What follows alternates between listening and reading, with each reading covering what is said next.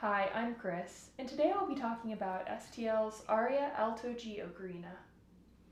It's a very comfortable and beginner-friendly ocarina that won't become obsolete as you become a better player.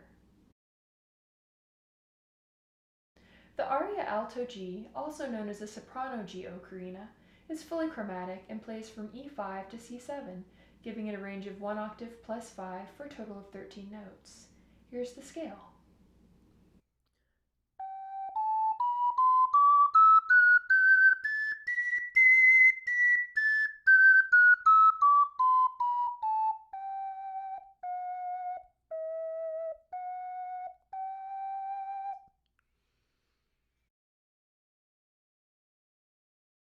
This aria is 6 inches long, and it's about 3 inches wide.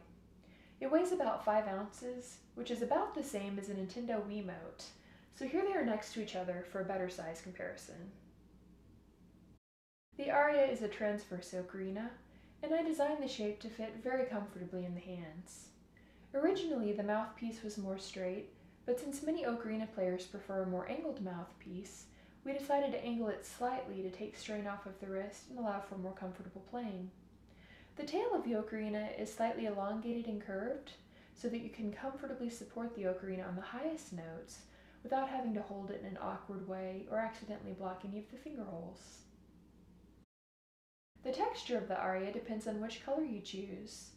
The matte black aria has a natural clay finish, which gives it a more earthy aesthetic, and it also has a nice grippy feel, which makes the playability very good for using the subholes. The red and black aria, on the other hand, has a more glossy finish. It's not quite as grippy as the matte black, but I think that the contrast between the matte and glazed areas makes it look like beautiful pottery art.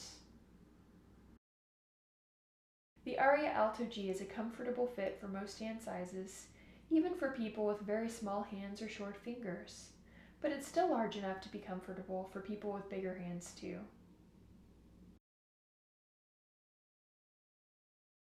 The Aria Alto G has a very comfortable breath slope and doesn't require too much breath to hold long notes. You also don't have to worry about it requiring too little breath either, which can be an issue with some ocarinas. The low notes and high notes are very intuitive, which leads me to difficulty and skill level. I think the Aria Alto G is an excellent choice for a beginner. It has an easy breath slope, ergonomics which reinforce good playing technique, which will translate well to other ocarinas, and it also has a wonderful tone.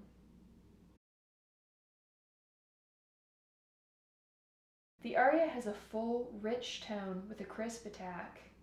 The tone is very responsive for faster playing, but its balanced tone really shines for slower melodic playing too.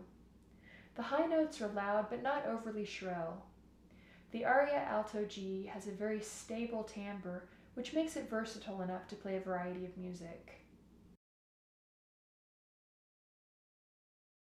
Alright, so let's talk about technique. What is the purpose of the shape and how will it help you? Well, basically, the long tapered shape is designed so that as you reach the highest notes, you can keep the ocarina stable in your hands at all times. And there are several ways to do this. The way that I prefer most often is to wrap my ring and pinky finger around the tail of the ocarina like this. And as you're doing this, you'll want to keep most of the weight on your right hand so that if you were to take away your left hand, it would actually still be very stable.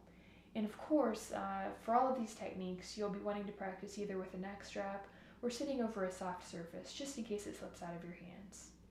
So anyway, the weight is mostly on the right hand, and you'll want to position your grip so that the right thumb is covering the thumb hole with the padded part of your thumb in a way that's comfortable. So if that means choking up on your grip or gripping closer to the end of the ocarina, do whatever's comfortable for you, but just make sure you don't cover the pinky hole.